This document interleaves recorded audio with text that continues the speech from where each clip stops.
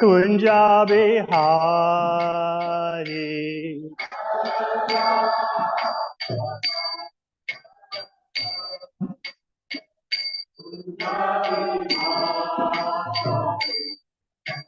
Gopi Janavallabha Girvaradari.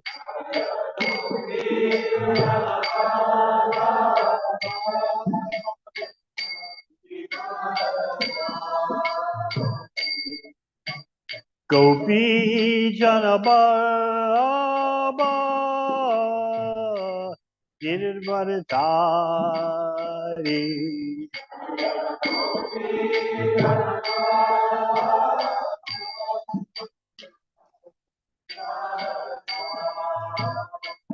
Yasodhanandana Braja Janaranjana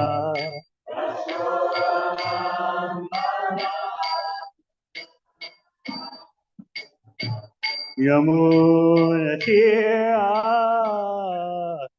Vanachari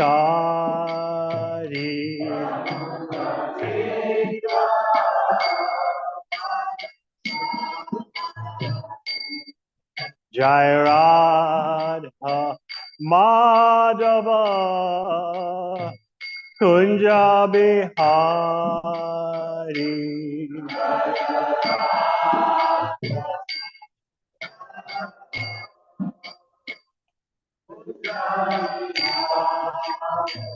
Jai Gopi Janavallabha Girvaradari.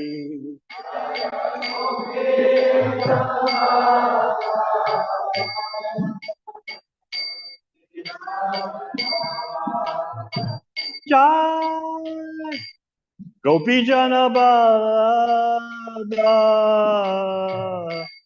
Girvaradari.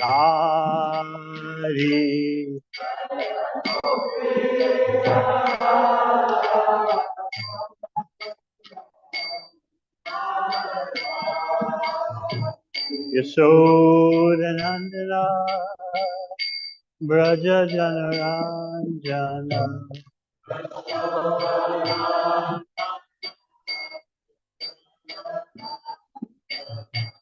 Yamuna Tira Vanachari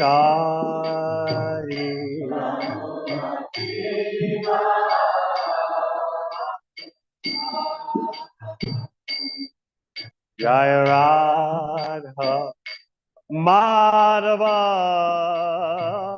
Kunja Bihari.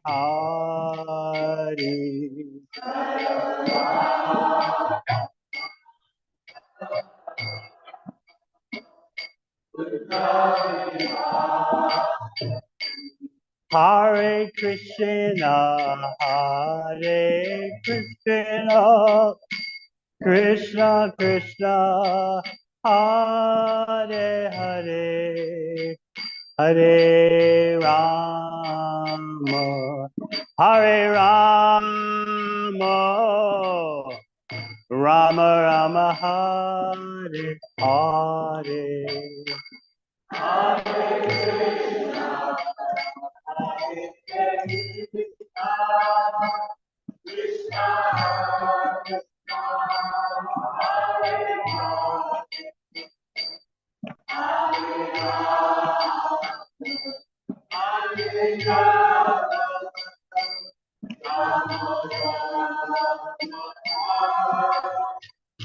Hare Krishna, Hare Krishna, Krishna Krishna, Hare Hare,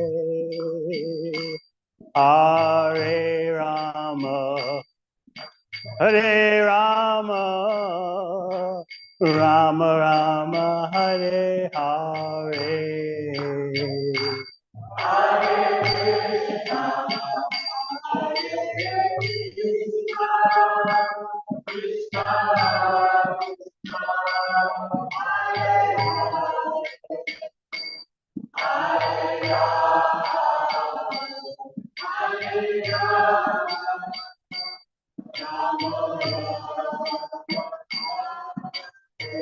Hare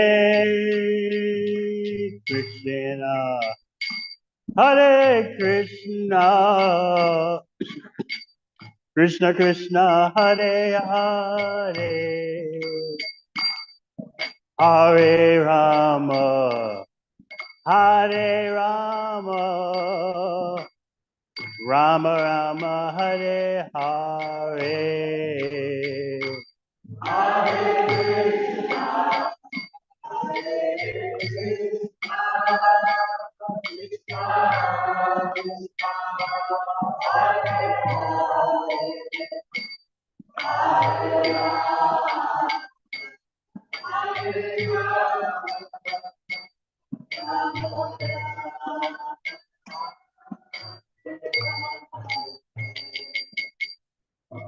Jai Vishnu Subhadra Astatara Sisi Bad AC Bhakti Vedanta Swami Maharaj Srila Prabhupada Ki Jai Om Shibam Subhadra Kacharya Stoter Sata Sisi Mad Bhakti Siddhanta Sarasvata Prabhupada Go Prema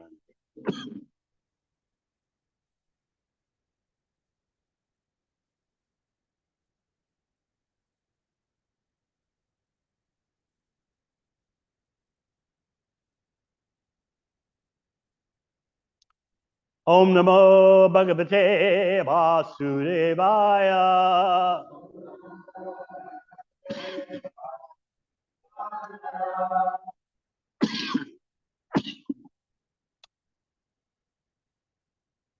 Om Namo Bhagavate Vasudevaya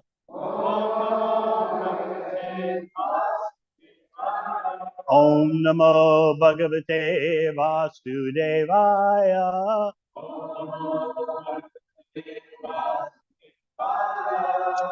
Srimad Bhagavatam, 4th Canto, Chapter 30. The activities of the Prachetas, text 44. Ata niryaya salilat Prachetasa udanvataha Bhikshya kupyan dhrumaishchanam Gam gam rodum avoch kritai Ata niryaya salilat Prachetasa udanvataha Bhikshya kupyan dhrumaishchanam Gam gam rodum avoch kritai Ata niryaya salilat Prachetasa udhanvata Bhikshya kupyan dhrumaishchanam Gam gam rodam avoch sritai.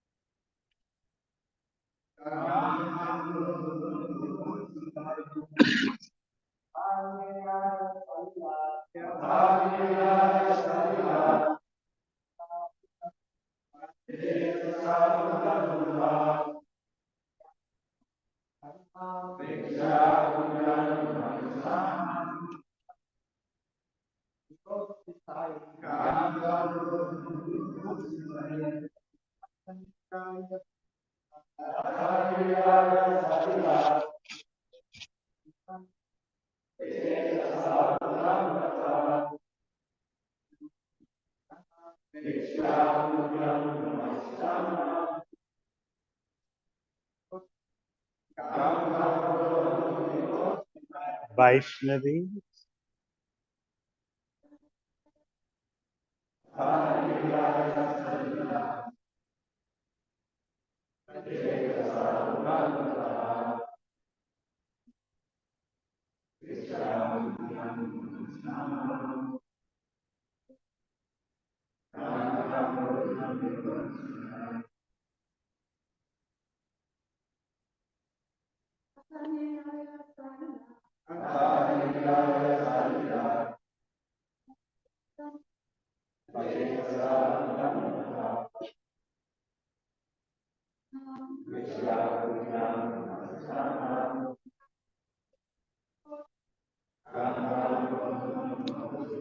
Atta, thereafter. Niryaya, after coming out. Salilat, from the water. Prachetasaha, all the prachetas. Udanvata, of the sea. Bhikshya, having observed. Akubyan, became very angry. Dhurumai, by trees. Channam, covered. Gam, the world. Gam, the heavenly planets. Rodum, to obstruct. Iva, as if. Uchtritai, very tall. Translation. Thereafter, all the prachetas emerged from the waters of the sea. They then saw that all the trees on land had grown very tall, as if to obstruct the path to the heavenly planets. These trees had covered the entire surface of the world. At this time, the prachetas became very angry. Purport. King Prachinabarhisha left his kingdom before his sons arrived after their execution of penance and austerity. The sons, the prachetas, were ordered by the Supreme Personality of Godhead to come out of the water and go to the kingdom of their father in order to take care of that kingdom. However, when they came out, they saw that everything had been neglected due to the king's absence. They first observed that food grains were not being produced and that there were no agricultural activities. Indeed, the surface of the world was practically covered by very tall trees. It seemed as though the trees were determined to stop people from going into outer space to reach the heavenly kingdoms. The prachetas became very angry when they saw the surface of the globe covered in this way. They desired that the land be cleared for crops. It is not a fact that jungles and trees attract clouds and rain because we find rainfall over the sea. Human beings can inhabit any place on the surface of the earth by clearing jungles and converting land for agricultural purposes. People can keep cows, and all economic problems can be solved in that way. One need only work to produce grains and take care of the cows. The wood found in jungles may be used for constructing cottages. In this way, the economic problem of humanity can be solved.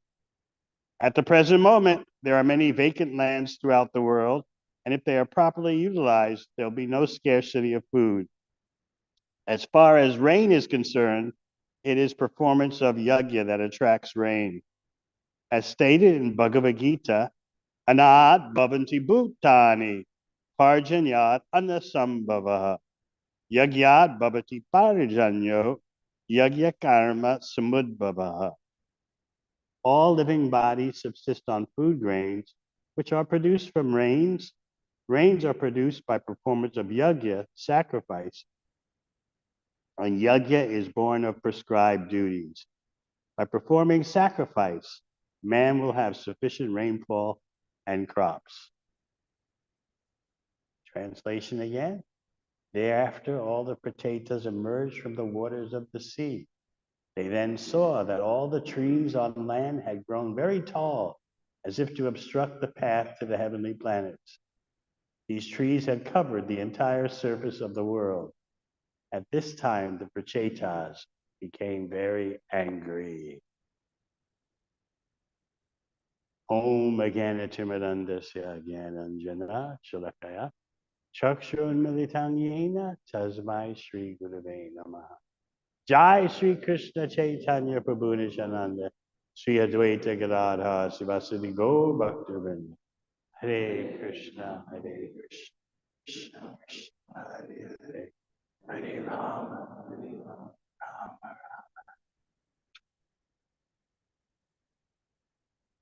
Atah Niraya Salila. After coming out from the water, what were the Prachetas doing in the water in the first place? They were submerged in the water for 10,000 years. Why would someone want to do that? Their father, King Prachinabarhisha, just like Daksha did in the sixth canto, sent his sons to perform austerities before they would take up any executive role. So this is Satya Yuga. Out of a lifespan of 100,000 years, what's the problem in spending 10,000 years practicing austerities so that the rest of your life can be on the good foot, on a solid foundation? Nowadays, that's considered complete madness.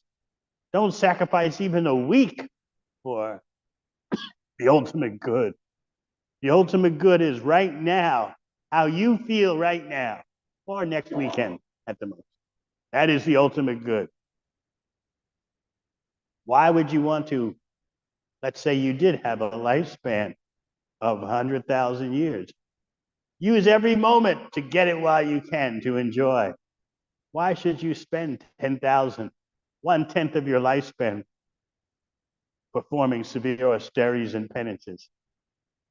But just as Daksha in the sixth canto, similarly, King Prachinabarhisha in this fourth canto knows that even from the material point of view, if my sons are going to be successful, they need to practice austerities, even from the material point of view.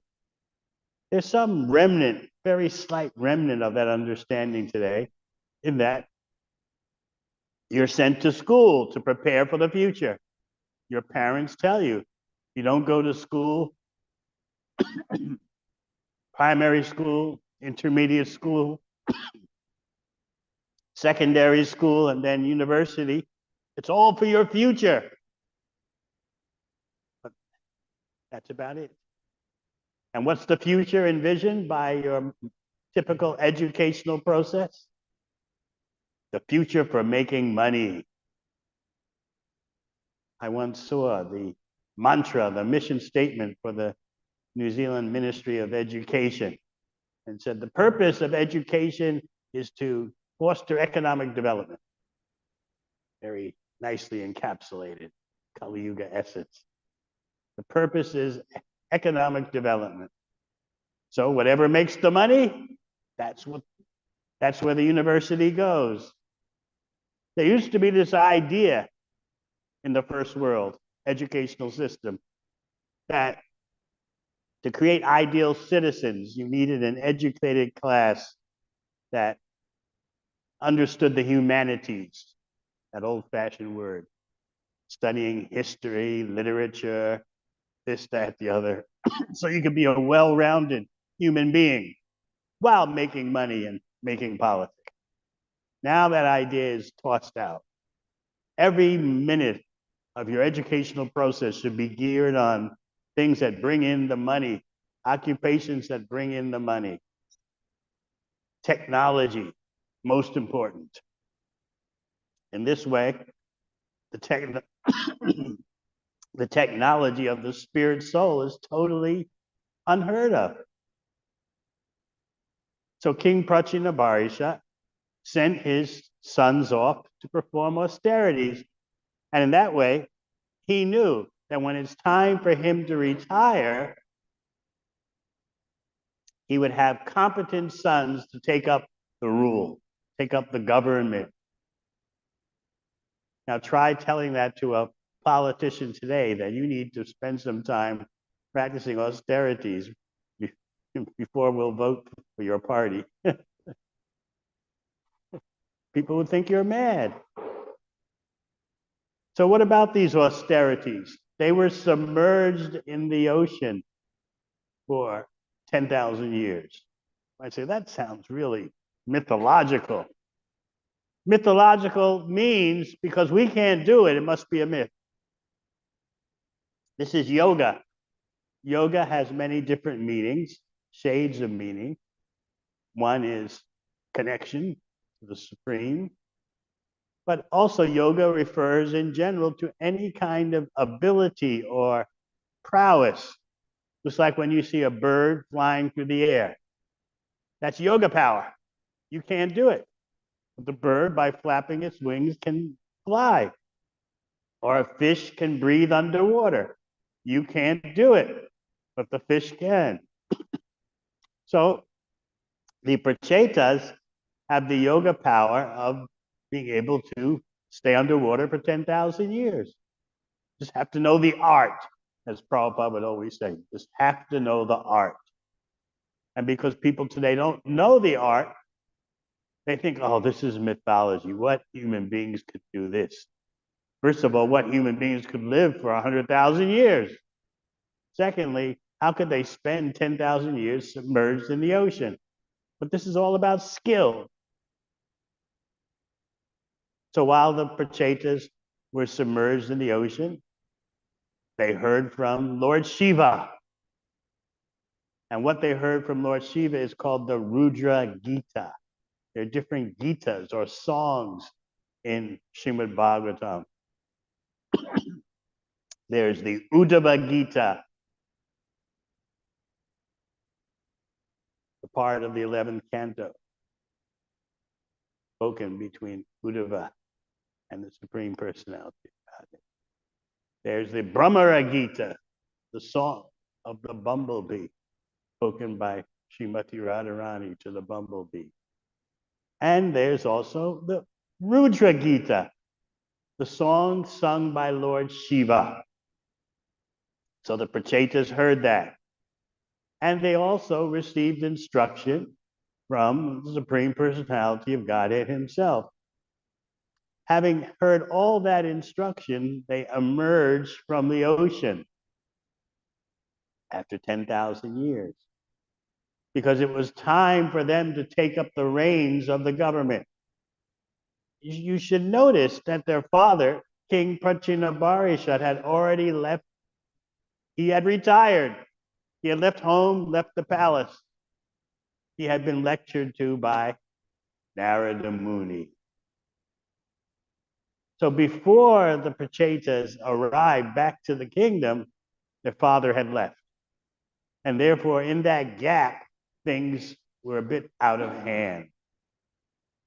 As you're hearing in today's verse, the trees had covered the whole world, as if, this is metaphorically speaking, as if they're blocking the path to the heavenly planets. It's a way of speaking that these trees were very tall. Not that you trees can block the path to the heavenly planets, but this is a way of talking about big things.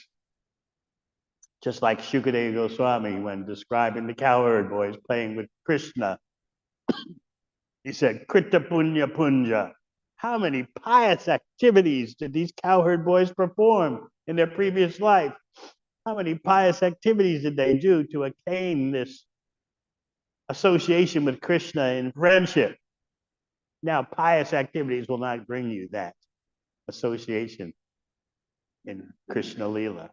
But it's a way of saying, how great is this? How many millions of pious activities must these cowherd boys have performed? It means, what did they do to become so fortunate? But similarly, the trees have blocked the pathway to the heavenly planets. It's a way of expressing exclamation mark. Wow, this is, you would say what? More than awesome, this is humongous. They still use that word, humongous. So what was the Prachetas' reaction? They were angry. As the purport says, the Prachetas became very angry when they saw the surface of the globe covered in this way. Why were they angry? They're supposed to be sadhus. Still, they're kshatriyas. They're rajarshis. They're philosopher kings. And so they're angry. So why? If they're so elevated, they've been taught by Lord Shiva, the Rudra Gita. They've been instructed by the Supreme Personality Godhead himself. Why did they become angry? Because they saw the situation. We have been ordered to care for the world. How can we care for the world and its maintenance, its prosperity, when the trees have covered the whole world? The trees are blocking our service to the Supreme Personality of Godhead. They're blocking our service to the people in general. Therefore, they were angry. Not any kind of selfish anger due to unfulfilled desires. You may recall in the second chapter of Bhagavad Gita, Krishna talks about the cycle of contemplating the objects of the senses, and then attachment develops. From attachment comes lust, and from lust comes anger. Why? People often wonder, why from lust comes anger? Why not just lust and lust and lust and lust? On and on, pure lust. That's the goal of Kali Yuga. Lust after lust with no impediment. It's not going to happen. As soon as there is lust, there must be frustration, because lust is never satisfied. As Krishna explains in Bhagavad Gita, Dusparinanalena cha, burns like fire and never is satisfied. The more fuel you put on the fire, the bigger the fire gets. You think just a little more fuel and the fire will be satisfied. Just a bit more. What does Prahlad Maharaj say? Kanduyanena kavayo ivaduka dukam. You're rubbing two hands together to relieve an itch. You've ever been bitten by a mosquito right around the inner part of your wrist? Or the bottom of your palm of your hand? It's just irritating and agitating. And so you might think, let me rub my two inner wrists together and that will relieve the itch. But no, the itch gets worse. So Prahlad Maharaj, although only around 5 years old, is pointing this out. Yan maitunadi grihamedi sukham hitucha. That sukha, so-called material delight, is so insignificant. Sukham hitucham. Tripyanti neha.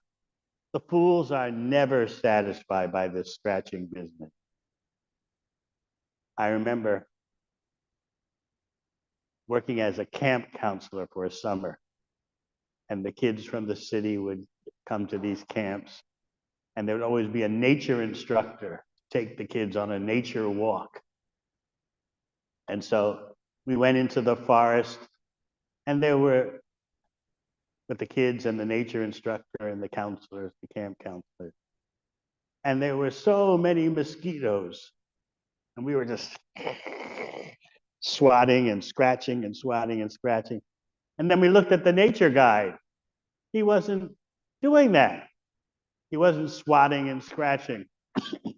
So we asked him why. Why is he not bothered? He says, I know this type of mosquito, if you just let it bite, it inserts the stuff that makes you itch and then withdraws it before it flies away. So he had knowledge. So he wasn't swatting and scratching. We didn't have that knowledge. And even after he told us, because we didn't have sense control, we still I can't believe that. Scratch, scratch, scratch. So this is what knowledge can do and what the lack of knowledge can do. So we're speaking about the cycle that begins with contemplating the objects of the senses and how kama, lust, always turns sooner or later into anger. Frustration also counts as anger, by the way. You might think, well, I wasn't angry, I was just a bit frustrated, a tiny bit dissatisfied. That's anger in its reduced state before it escalates. And so the anger of the Prachetas was not like that.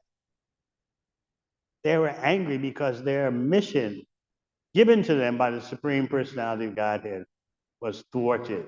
They had to do something about it. They weren't forgiving immediately. Forgiving is the hallmark of Brahmanas. This is described in the 9th canto of Bhagavatam, in the incident between Jamadagni and Parashuram. Prigupati Rupa, Keshavadvita, Prigupati Rupa, Jai Jagadisha.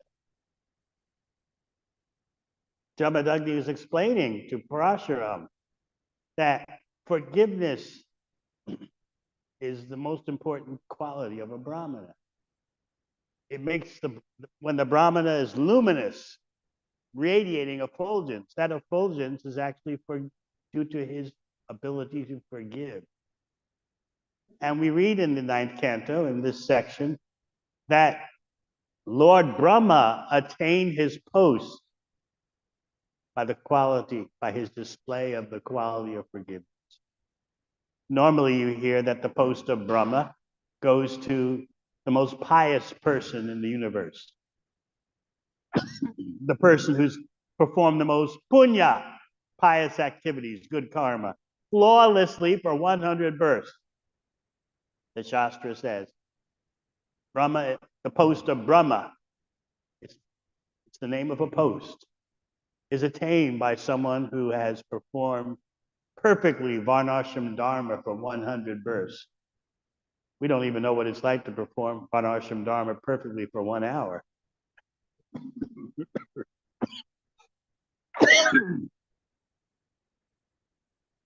But the 9th canto is telling us that there is one salient feature for becoming Lord Brahma, that Brahma attained his post by the ability to forgive. And this ability to forgive pleases the Supreme Personality of Godhead. Sometimes it's very difficult for our devotees to forgive. We can become very self-righteous. You wronged me, you offended me, you minimized me, you misunderstood me. I never asked for my version. Yes, these things shouldn't happen. Still, if we are brahmanas, if we're actual brahmanas, we're forgiven. So Srila Prabhupada, in the purport to this section about how brahmanas are known by their ability to forgive, he points out that every varna has its beauty. Beauty can be seen in different persons, in different situations, in different ways. So he gives the example of the cuckoo bird. The cuckoo bird is very dark, yet that cuckoo bird sings very sweetly. So the beauty of the cuckoo bird is its melodious sound. Similarly, someone may be physically unattractive, but they're beautiful because they have knowledge.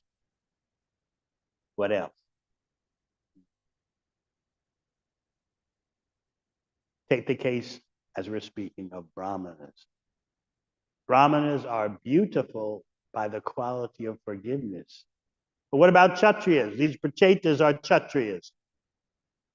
Kshatriyas are beautiful by their courage, never turning their back in battle. Yuddhe Chapyapalayanam, Krishna explains in the 18th chapter of the Gita.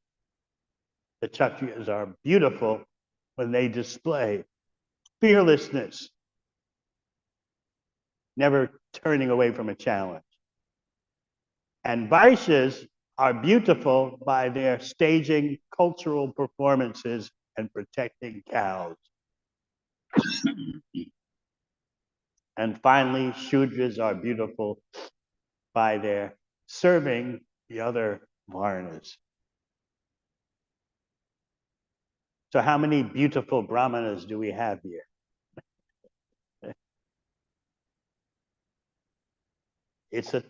Forgiving is not easy. But that's why the Brahmanas acquire their tejas, their powers. But the Prachetas are Kshatriyas. Therefore, they have a right to be angry and do something about the situation. But remember, such Kshatriyas in Vedic civilization are always guided by Brahmanas. So it's not that the Kshatriyas are marching here and there, being angry, chastising, correcting, and that's it. No, above the Kshatriyas are the Brahmanas who exercise forgiveness. So it's a perfect system. So the Prachetas are occupationally correct to be angry. What is this? How can people live when trees are covering everything? How are they going to eat? How are people going to grow food? So then in the purport, Srila Prabhupada gives the example of how to live simply. Human beings can inhabit any place on the surface of the earth by clearing jungles and converting land for agricultural purposes. People can keep cows, and all economic problems can be solved in that way. One need only work to produce grains and take care of the cows. The wood found in the jungles may be used for constructing cottages. In this way, the economic problem of humanity can be solved. And wait a minute, that just sounds really simplistic. Clear the land, use the wood to build cottages, produce grains, take care of cows. Just come on, this is the age of IT.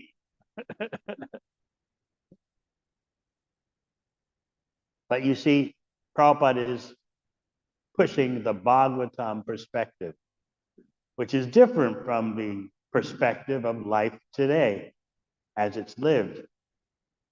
That Bhagavatam perspective is the main purpose of human life is not economic development. The main purpose is self-realization. Knowing that, the more simply you can live, the better. In other words, why spend your whole life, or most of your life, transforming natural resources into consumer products? Why not just take the natural resources as they are, use them, and live a simple life? This is the wisdom of Srimad Bhagavatam. But people, it's difficult to understand when your mind is saturated with passion and ignorance. How can we live without consumer products?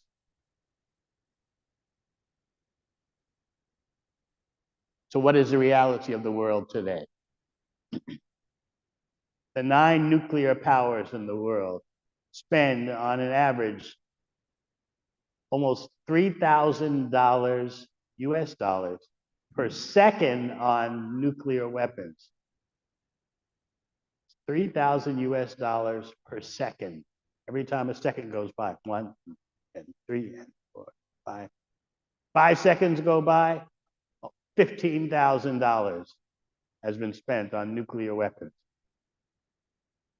And this is advancement. So if we tell people, clear the land, take the wood to build cottages, keep cows, produce grains, oh my God. Are you kidding me? Who could be serious about this? $3,000 per second for nuclear weapons? Well, we need those weapons to guarantee our freedoms and liberty.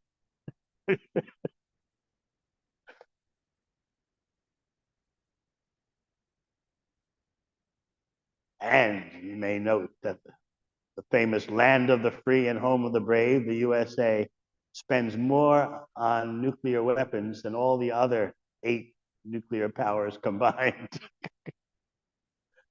So anyway, this is Kali Yuga. So when you have the proper focus on what's the goal of your life, what's the goal of life in society, then you see we don't need all these other endeavors. So basically, Prabhupada is pushing out all these other false goals and saying, look, your life is meant for self-realization. Push everything else aside. People are shocked. Oh, how can you say that? Because they're thinking your life is meant for conveniences, consumption, production. Who knows where all the waste is going to go? But our life is meant to consume, produce and consume. So it's a different, Bhagavatam was presenting a completely different way of looking at the world. As we read in the very beginning of Bhagavatam, in the preface or the introduction, the Bhagavatam is a program for re-spiritualizing the entire world, a cultural program. So what is that culture? Live simply because your main focus is self-realization. Not live complicatedly by having a little sprinkling of Dharma on top, because the main purpose of life is to consume and enjoy. So it's completely different perspectives. So naturally, not everyone's going to appreciate. How can you live in a wooden house? If you ever lived in a wooden house, you know they're very healthy. Produce grains. Why do we need to produce grains? You just go to the supermarket, go to New World, Countdown. Take care of cows. Who wants to take care of cows? Easier just to have cows and kill them when they're not productive anymore. Why take care of them? We've got everything figured out, the Kali Yuga resident thinks, until the destruction comes, and then they wonder, why is this happening? Why is there so much suffering? So the Prachetas are empowered, and their anger is a symptom of their empowerment. We got to do something about this. We've been ordered to care for the people. How can we care for the people? How can the people be cared for when they can't grow any food? So they were angry. And so they, as you'll hear in the coming verses, started to wipe out all the trees by emanating fire and air from their mouth. The air, of course, has oxygen, which flames feed upon. They could do that just by breathing out with their mouth, in the same way that Lord Shiva annihilates the universe. So you might say, well, who can believe that? Producing fire from and oxygen from your mouth? This is mystic power, because they had performed austerities. They were able to have such powers. And so they're wiping out all the trees.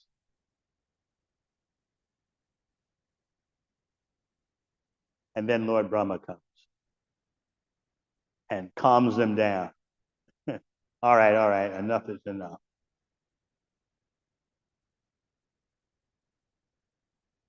In other words, the Prachetas acknowledged higher authority. They weren't just Kshatriyas, powerful Kshatriyas just doing their thing. They were proper in their Varnashram Dharma behavior. Brahma, who is Adi Kavi, the original intellectual of the universe, has told us, cease and desist. Enough is enough. All right, we'll take it in that way. So they're showing you they were right to be angry, and they were right that their anger was checked by the Brahmana.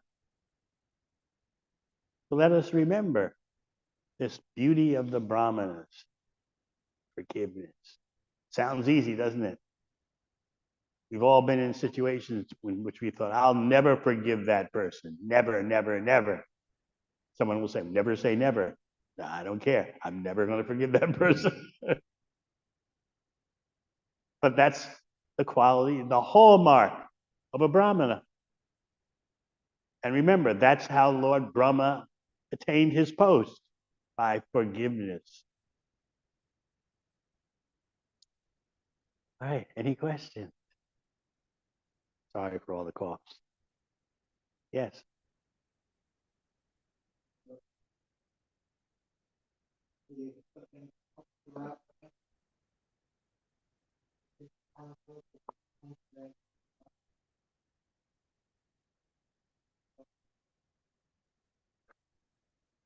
Yes, I wish I could have come for kirtan, but yes.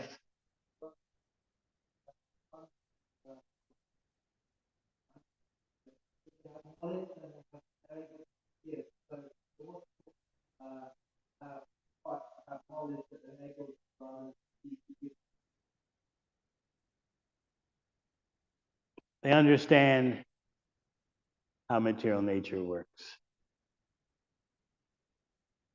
especially in Kali Yuga. Social relations in Kali Yuga are problematic.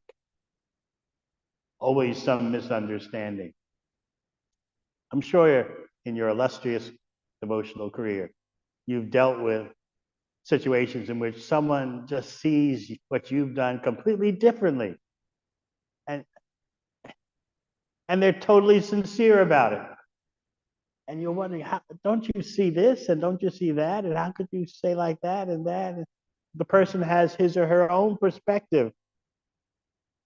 That's the way it is in Kali Yuga.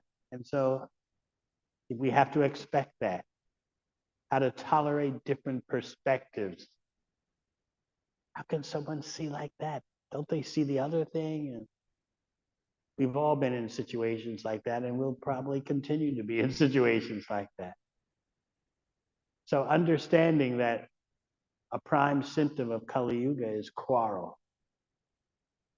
A Brahmana seeks to minimize that. You can't avoid it all the time, but how not to add fuel to the fire. As the saying goes, loose lips sink ships. You know what it's like when you know just what to say to get under that other person's skin. But to just bite your tongue, that takes sense control. And the sense control is based on knowledge. I hear about this often from not simply Grihastha couples, but often Grihastha couples. I don't know why I said that. I shouldn't have said like that. And then, of course, the other person won't forget what you said for 50 years. All you had to do was bite your tongue, but you couldn't do it. You had to say it. And then that person takes offense, is angry at you, and you'll hear about it 50 years later. You remember 50 years ago when you said such and such and such and such. So it takes knowledge to control your senses.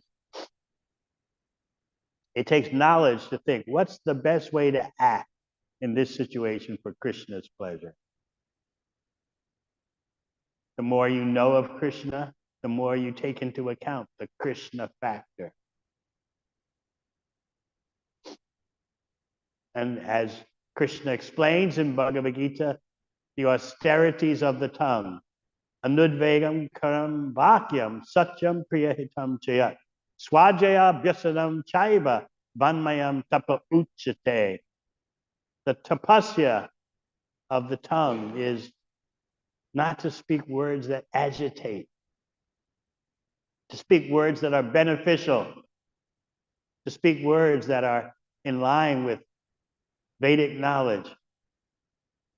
That's the austerity of the tongue. It's something we need to think about because our tongues can so easily cause havoc. And what's the Kali Yuga format for so much tongue warfare? The internet, social media. It's the same as the tongue, just keyboard. The keyboard's the extension of your tongue. Anything else? Yes.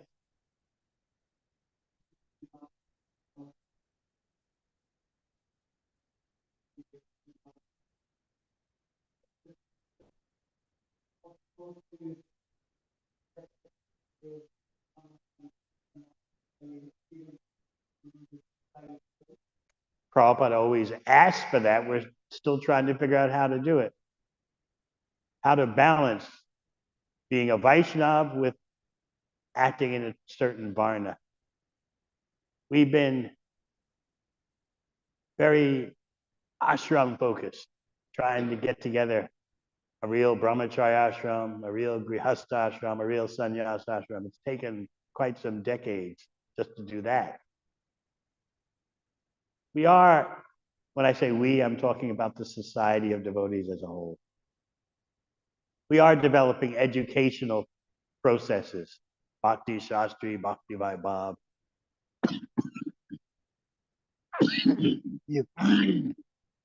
Even Bhakti Vedanta, study of the Shastra. But how to develop Kshatriyas, how to develop Vaishyas, how to train Sudras, while remembering everyone should come to the Vaishnava platform. You haven't addressed that yet.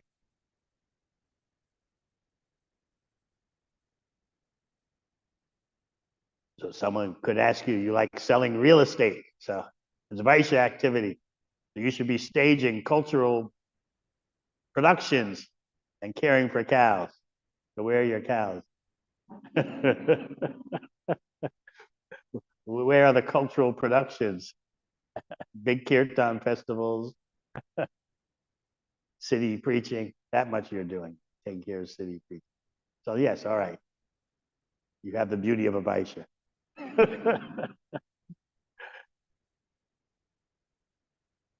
And in that same purport where Prabhupada describes the different types of beauty for different persons, he says something that may not be so popular these days. I don't know if I should repeat it. The beauty of a wife is her chastity. Anyway, that's what the Bhagavatam says. I didn't say it. Anything else? Yes.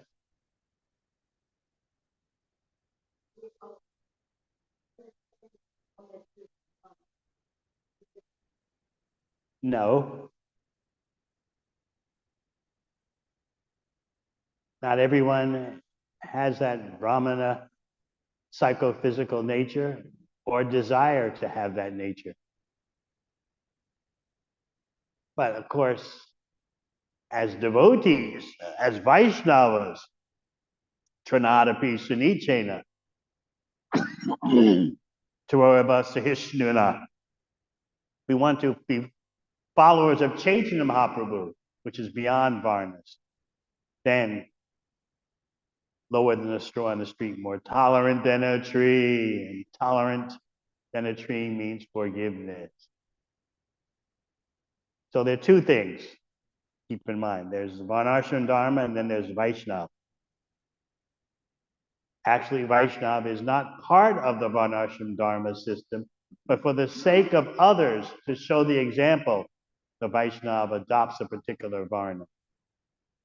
We haven't figured out yet how to do that. Just like before Prabhupada departed, 1977, he was explaining to leaders that the time is more right now to apply Varnashram Dharma than when he first brought it up several years before. He said the time is more right, and that was 1977. So one devotee asked, well, Prabhupada, why do we need this Varnashram Dharma? Aren't we all Vaishnavas? And Prabhupada replied, if everyone's a Vaishnava, why are they falling down? Vaishnava doesn't fall down. So we need some kind of format for when persons can't follow Vaishnava standard completely. They just don't, they're just not lost in the material world. That's what Varnashram Dharma does. It creates some kind of system for all levels of persons who want to do something for Krishna, but are never going to chant 16 rounds. You met persons like that before? They're favorable, but they're just not going to chant 16 rounds. But they just don't want to follow all the regular principles, but they recognize, yes, Krishna, let me do some service. In Wellington, we have one American devotee who's been living in New Zealand for a quarter of a century. He's been coming to the Bhakti Lounge for 25 years. You may know him, Adam. And when he first came, he would just say, I'm an atheist, Hare Krishna. You know him, Stamba Baba? Yes. And he would just come and do service, humble service in the kitchen. But now, he says, after 25 years of doing that, he says, I'm an agnostic, Hare Krishna.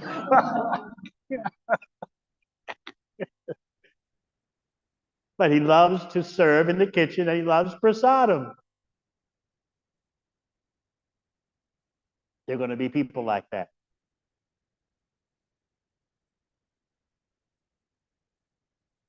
Anything else? Yes.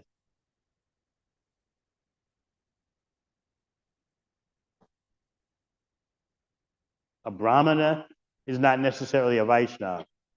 That's all over Chaitanya Charitamrita especially.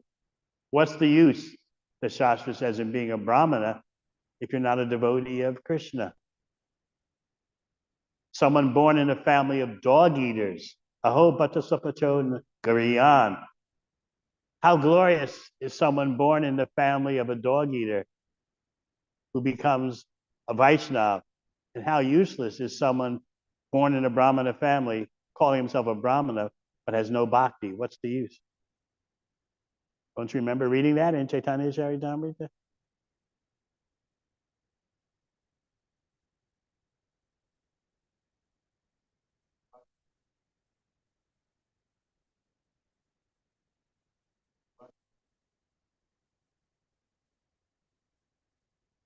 Yes. The Prachetas were acting according to their dharma as Kshatriyas. And part of their varna is to listen to the Brahmanas. So Lord Brahma came, the chief Brahman of the universe. Enough is enough. You've removed enough trees. Otherwise, the Prachetas were just going at it full on, breathing out fire and oxygen from their mouth and incinerating all the trees. So part of their Kshatriya dharma is to listen to Brahmanas.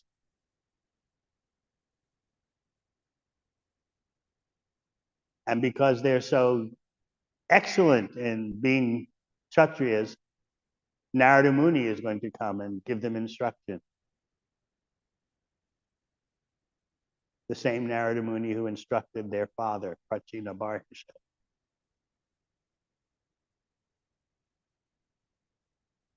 Yes.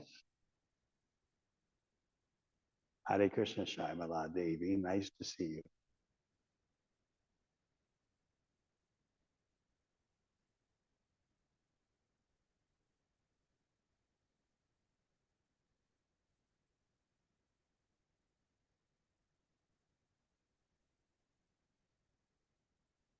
I don't know. What do you mean by having compassion for yourself?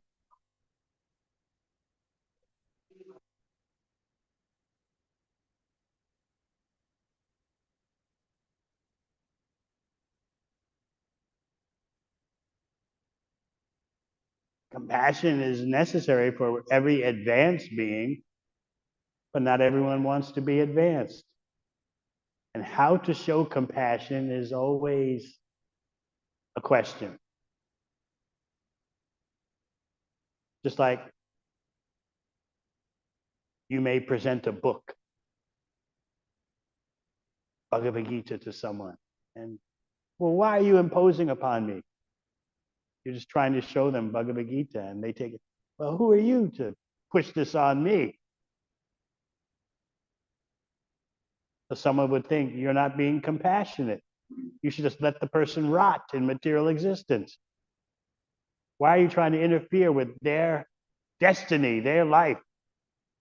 It's their life. But you, because you have higher knowledge, are trying to present the book to them, present Bhagavad Gita. So who's actually compassionate? It all depends on your higher knowledge. Otherwise, someone would say, be compassionate, leave the person alone. Of course, this is always a dilemma.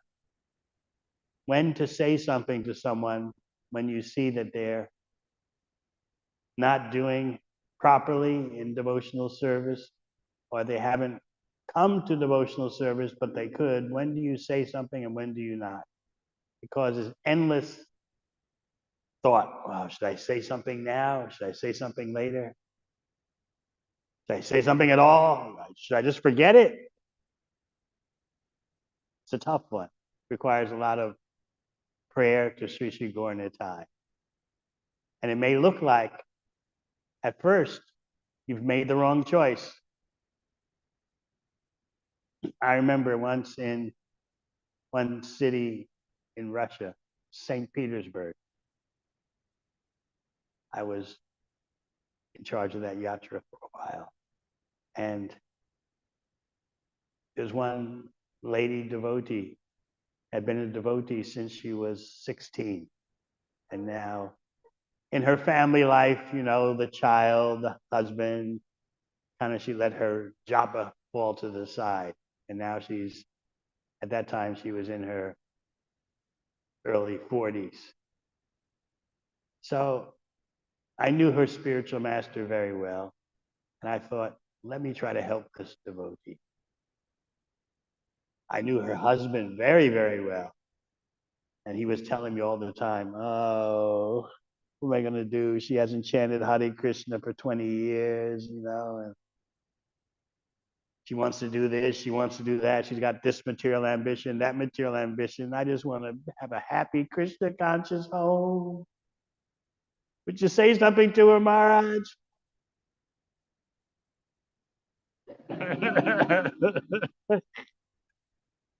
So I decided to march into the lion's den. So I just mentioned to her at a Sunday feast, you know, why not start chanting Hare Krishna again? It's very nice. And just looked at me like, didn't say anything. So, well, it could have been worse.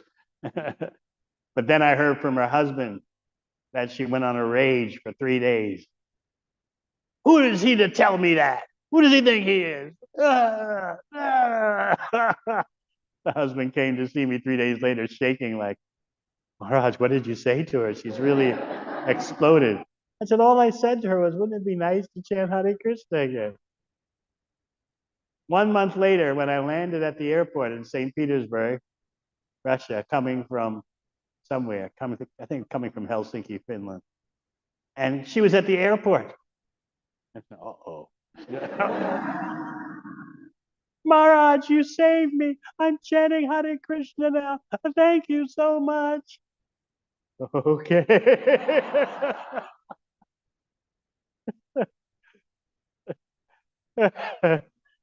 What can you say?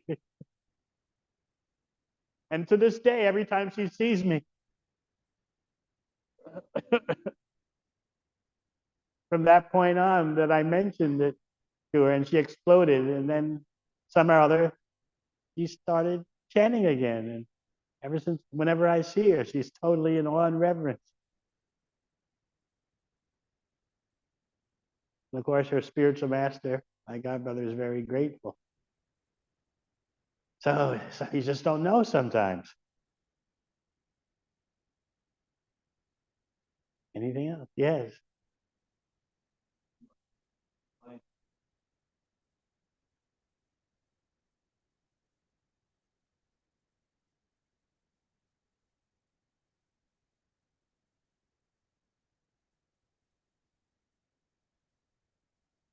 Say too much means what? Not to say too much means not to explain the intimate glories of the holy name. You see, when your tongue vibrates Hare Krishna, Krishna's dancing on your tongue. Don't say things like that.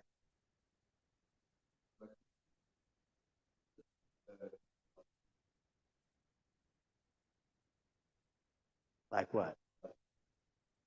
It's true. The peace of mind, though, is a spiritual benefit, but they'll take it materially. It's all right. You will get peace of mind if you properly chant Hare Krishna, something we devotees should remember. We love telling everyone, chant Hare Krishna. And then what about us? Well, I'm very busy, children, job, mortgage payments, traveling. So peace of mind can be taken in a material or spiritual way. Less anxiety. That's true. Vaikuntha is a place of no anxiety, no material anxiety. But at the topmost Vaikuntha, Goloka Vrindavan, Mother Yashoda is always in anxiety. And in Boma Lila, the gopis are always thinking, where is Krishna? Krishna can go any minute, even when he's there. And that meeting Krishna is also containing separation. Because even though they have Krishna, at the moment, they're thinking he could go any second. So that fear of separation heightens the ecstasy. Hard to understand. Yes.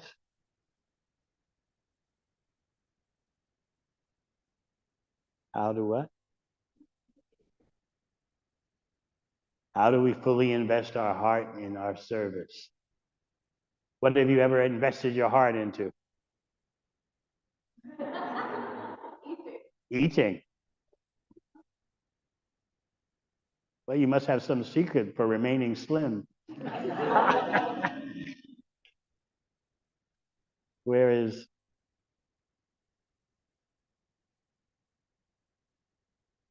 where's the other half? Does she have a secret? He remains slim too. You all must know something. You like to eat so much, and both of you are so slim. This is what I do. I think, what is it that I have done that I really put my heart into? That much, at least, I should give to Krishna. I should give more, but at least what I've put my heart into, I note that intensity and think that much should go for Krishna's service, at least. Because ultimately our goal is something very elevated, lolium, greed. That's why Rupa Goswami explains that if you can buy greed in the marketplace, do it. That's another way of saying you can't buy it in the marketplace. No material wealth would be enough to purchase spiritual greed. But that's what we want to develop, greed for Krishna. Now, do you know how to be greedy? When does that come out? When your husband is cooking. So you think when you're greedy for prasad, that this is one aspect I can be greedy for, but let me also be greedy for all aspects of devotion. I was thinking, seeing the devotees gathered here for Srimad Bhagavatam, do they understand why they're here? What's the purpose? Or are they doing it just ritualistically, externally? Of course, doing it externally, ritualistically, is very good. Gradually, it'll dawn on you. I'm in the presence of Krishna. Bhagavatam is the presence of Krishna. Krishna is present wherever his glories are spoken. That's why I'm coming to Bhagavatam class. But in the beginning, it's fine to think, I'm coming because you're supposed to. If people look around and don't see me in class, they think I'm in Maya, which is not true, of course.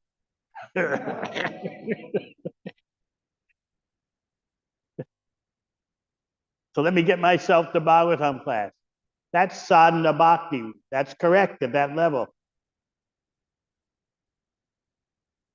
I always mention the definition of sadhana bhakti that Prabhupada gave in the book Perfect Questions, Perfect Answers. He said, sadhana bhakti means you have to do it because I say. Current generations don't like that kind of approach. Have to do something because someone says.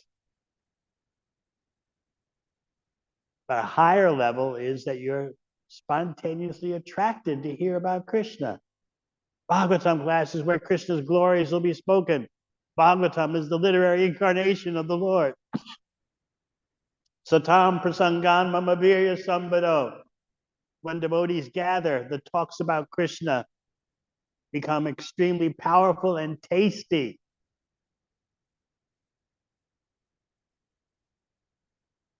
So hopefully we're making progress to that kind of motivation. But remember, the ultimate goal is greed.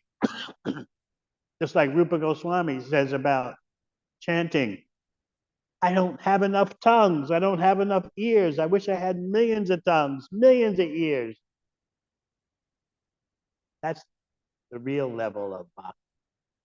What we're aspiring for. We hold that level over our head and beg Lord Chaitanya, Lord Nityananda that we can make progress toward it. Millions of tongues are not enough. Millions of ears are not enough. That's where we're aiming.